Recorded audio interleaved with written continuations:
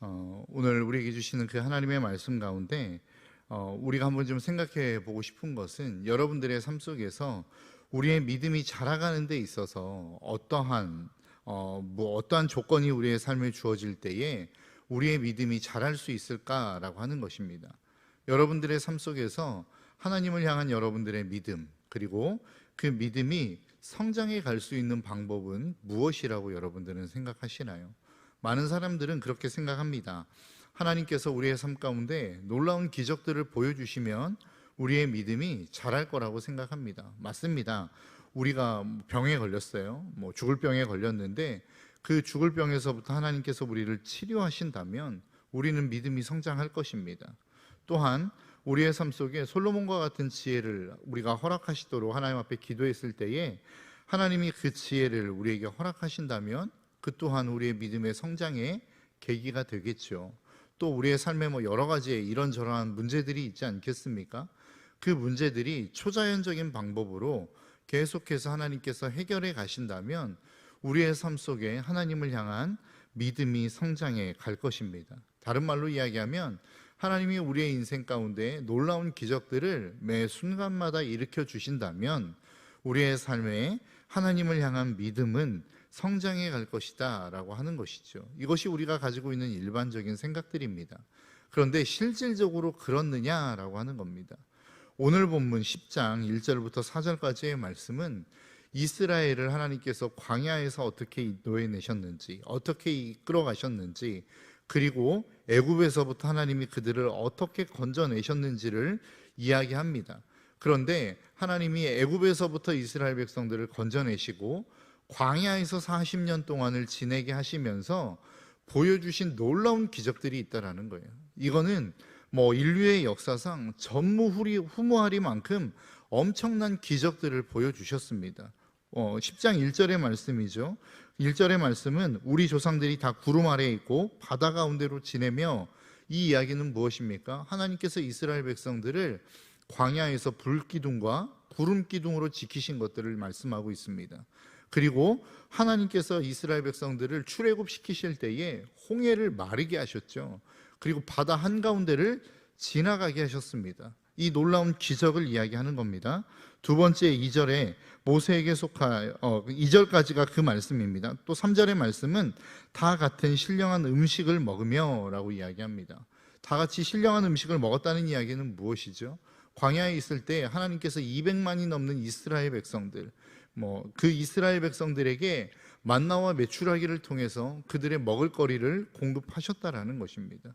여러분, 광야에 농사 지을 수 있는 땅도 없는 그곳에서 여러분 200만이라고 하는 사람이 매일과 같이 먹을 수 있는 음식을 공급받았다라고 하는 것은, 이것은 말도 안 되는 기적인 것입니다. 그 기적을 하나님이 보여주셨다라는 것이죠. 그리고 4절의 말씀은 뭐라고 말씀합니까? 다 같은 신령한 음료를 마셨으니, 그러니까 반석에서 200만이 넘는 사람들이 마실 수 있는 물들을 하나님이 계속 공급해 주셨다라고 하는 겁니다.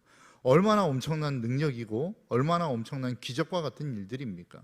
이렇게 기적을 맛보았던 출애굽 1세대가 맞이했던 결과물이 무엇이냐라고 하는 겁니다. 그게 바로 5절 말씀입니다. 그러나 그들의 다수를 하나님이 기뻐하지 아니하셨으므로 그들이 광야에서 멸망을 받았느니라. 그러니까 우리가 생각할 수 있는 모든 믿음이 성장할 수 있는 조건들을 다 갖추고 있었던 것이 출애굽 1세대였다라는 겁니다. 엄청난 기적을 경험했죠. 그리고 그 성전 안에 임하시는 하나님의 영광을 보았던 세대였다라는 겁니다. 그런데 그 세대가 다 어떻게 됐다라는 거예요? 광야에서 멸망을 당했다라고 이야기하고 있습니다. 여러분, 우리의 삶 가운데 기적이 일어나면, 하나님께서 그 기적을 다 보여주시면 우리의 믿음이 성장할 것 같지만 사실은 그렇지 않습니다.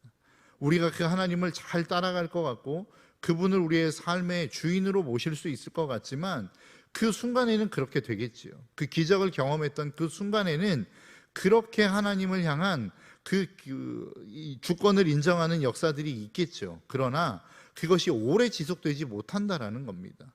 그 이유가 무엇입니까? 그들이 인생 가운데 범했던 죄악들이 그 다음부터 드러나는데 6절부터 10절까지의 말씀입니다. 7절의 말씀에 그들이 범했던 첫 번째 죄악이 뭐냐? 우상숭배입니다. 그들 가운데 어떤 사람들과 같이 너희는 우상숭배하는 자가 되지 말라. 그리고 난 다음에 두 번째 그들이 범했던 죄들이 무엇입니까? 8절에 그들 중에 어떤 사람은 음행하다가 하루에 23,000명이 죽었나니. 그리고 그 세 번째 그들이 범했던 죄는 바로 주님을 시험한 것입니다. 9절입니다. 그들 가운데 어떤 사람들이 주를 시험하다가 뱀에게 멸망하였나니. 그리고 마지막으로 그들이 범했던 하나님 앞에서의 죄악이 10절입니다. 그들 가운데 어떤 사람들은 원망하다가 멸망시키는 자에게 멸망하였나니.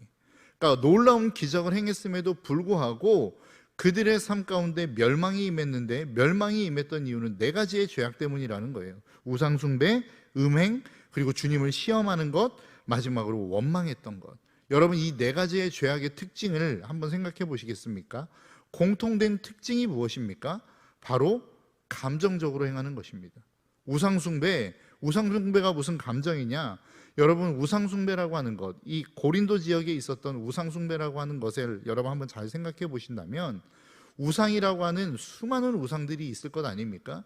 그런데 이 고린도 지역에 있는 그 우상이라고 하는 것은, 우상이 발달했기 때문에 그 우상이라고 하는 것을 파는 시장이 있었습니다. 그래서 여러 가지의 각종 우상들을 놓고 사람들이 그 우상을 사는 거예요. 근데 여러분 한번 생각해 보십시오. 우상을 사는 데 있어서 누가 누구를 선택합니까? 사람이 우상을 선택하는 것입니다. 그런데 우상을 선택하는 기준이 뭐예요? 철저하게 자기중심적, 인간의 필요에 의해서 우상을 선택하는 것입니다. 내가 애를 낳아야겠어요. 우리의 가정에서 내가 애를 갖고 싶어요. 그러면 누군가가 이 우상을 선택해서 애를 가졌다더라, 그러면 그 우상을 선택하는 것입니다. 내가 돈을 벌고 싶어요. 그런데 이 우상을 선택해서 그 우상을 선택함으로 인하여 내가 돈을 벌었다라고 하는 사람의 이야기가 있으면 그 우상을 선택하는 거예요. 그러니까 고린도 지역에 있어서의 우상의 선택, 우상의 숭배는 철저하게 인간의 필요에 의한 선택이었다라는 겁니다. 그러니까 내가 무엇을 원하느냐, 나에게 무엇을 충족시켜 줄 수 있느냐, 이것으로 우상을 선택했다라는 거죠. 그런데 그 우상이 내 원하는 것을 채워주지 않아요? 그러면 가차없이 그 우상을 버리는 것입니다. 이처럼 우상 숭배는 자신의 감정, 자신의 필요와 직결되어 있는 것입니다. 모든 것이 다 똑같습니다. 음행도 그렇고 주님을 시험하는 것도 그렇고 원망하는 것도 그렇습니다. 그러니까 우리의 인생에 있어서 믿음을 성장하지 못하게 만들고 엄청난 기적을 보았음에도 불구하고, 하나님의 대단한 은혜를 경험했음에도 불구하고 결국은 그 은혜를 까먹게 만드는, 그 은혜를 잃어버리게 만드는 가장 중요한 요소 중에 하나가 무엇이냐? 그것은 바로 감정대로 행동하는 것이라는 겁니다.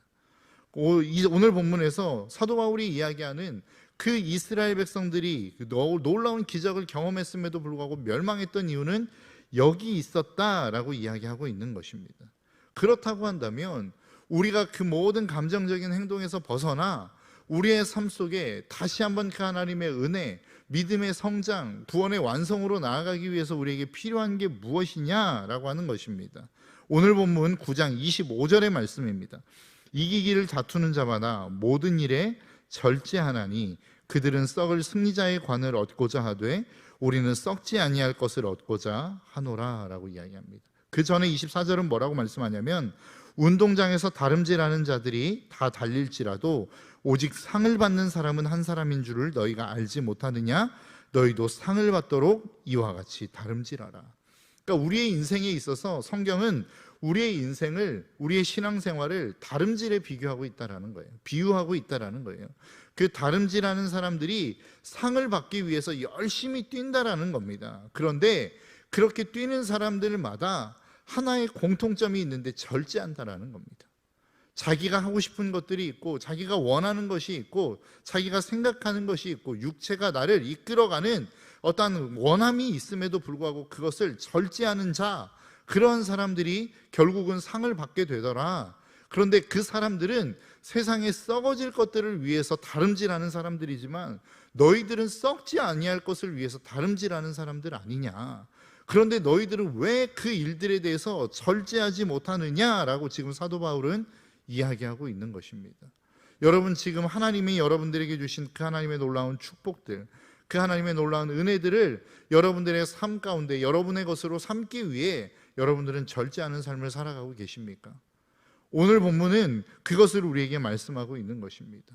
세상에 썩어질 것들을 위하여 살아가는 사람들도 그토록 열심히 사는데, 그토록 절제하며 사는데, 여러분 뭐 전교 1등하는 아이들, 뭐 이렇게 공부하면서 전교 1등하는 아이들의 모습을 여러분 보셨습니까?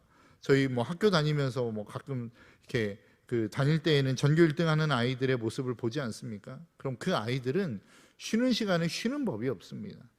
앞에 있는 시간들, 그 시간들의 것들을 복습하고 또 앞에 나아갈 다음에 공부를 하는 아이들, 뭐 쉬는 시간만 그렇습니까? 밥 먹을 시간도 없고 계속 책상에 앉아서 책을 보는 아이들입니다. 그 이야기는 뭐예요? 그 아이들은 뭐 공부하고 싶고 공부가 재미가 있고 공부가 취미여서 공부하는 아이들입니까? 아니죠. 그 아이들도 놀고 싶은 마음이 있을 것입니다. 떠들고 싶은 마음이 있을 것입니다. 쉬고 싶은 마음이 있을 것입니다. 그런데 그 놀고 싶은 마음을 절제하는 거 아니에요? 쉬고 싶은 마음을 절제하는 거 아니더냐라고 하는 거예요. 그러니 1등이라고 하는 상을 얻게 되는 것입니다. 뭐 공부만 그렇습니까? 운동도 그렇고 직장에서의 승진도 그렇고 모든 것들이 비슷한 원리라는 거예요.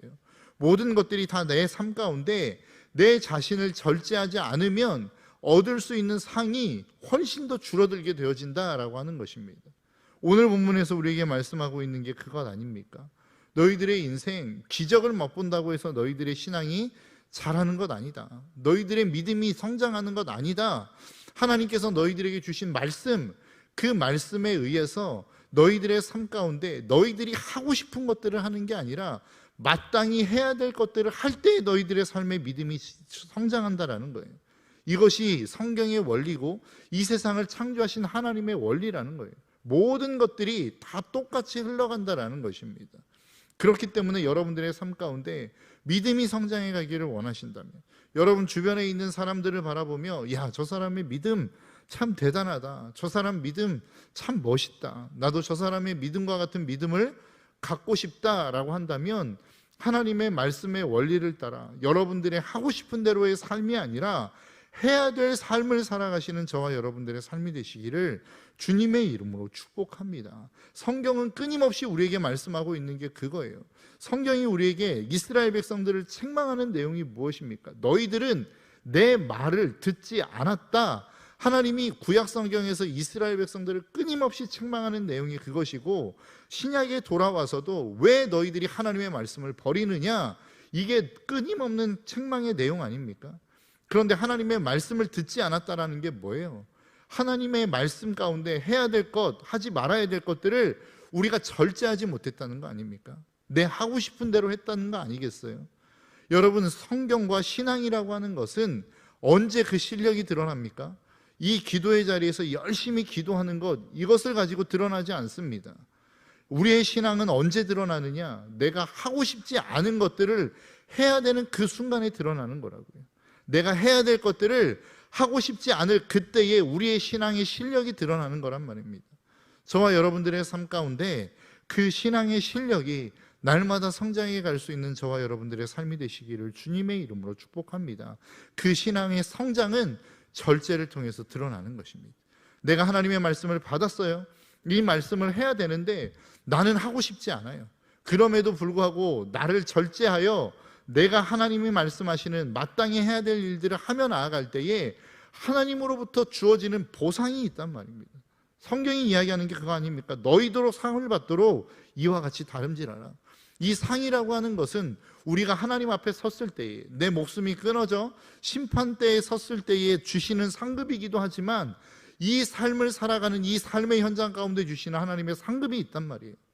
그것이 평강이고 그것이 하나님의 기쁨이고, 주일 주셨던 말씀과 같이 항상 기뻐할 수 있는 기쁨, 하나님이 주시는 평강, 그리고 모든 일에 감사할 수 있는 감사가 그 하나님의 상급이란 말이죠. 그렇기 때문에 이 기쁨의 상급, 감사의 상급, 이것은 하나님 앞에서 절제하지 않는 사람은 절대 얻을 수 없는 상급이라는 사실을 여러분 잊지 않으셨으면 좋겠습니다. 그래서 날마다 저와 여러분들의 인생 가운데 하나님이 주시는 상급을 누리는 인생이 되셨으면 좋겠어요. 여러분, 절제하면 우리는 손해보는 것 같습니다. 그렇지 않습니다. 그 절제를 통해서 내가 손해보는 것 같지만 하나님이 공급하시는 상급으로 말미암아 우리는 훨씬 더 대단한 것들을 누릴 수 있단 말이죠. 에베소서의 말씀은 그것을 하늘의 신령한 복을 하나님이 우리에게 이미 주셨다라고 선언하고 있는 것입니다. 저와 여러분들의 삶 속에 날마다 해야 될 일, 그 일들을 감당함으로 말미암아 하나님으로부터 오는 그 놀라운 상을 날마다 삶의 자리 속에서 누리며 살아가시는 저와 여러분들의 삶이 되시기를 주님의 이름으로 축복합니다. 그래서 날마다 그 삶 속에 하나님이 주시는 승리를 경험하며 살아가는 거룩한 믿음의 백성들이 되시기를 주님의 이름으로 축복합니다. 기도하겠습니다.